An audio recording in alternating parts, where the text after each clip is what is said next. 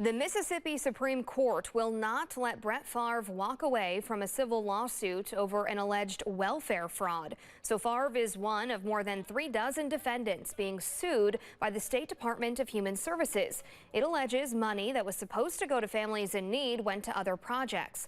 Favre's lawyers say since he did not benefit financially when the University of Southern Mississippi's athletic department received money from the state welfare agency, they argue that he should be removed from the lawsuit.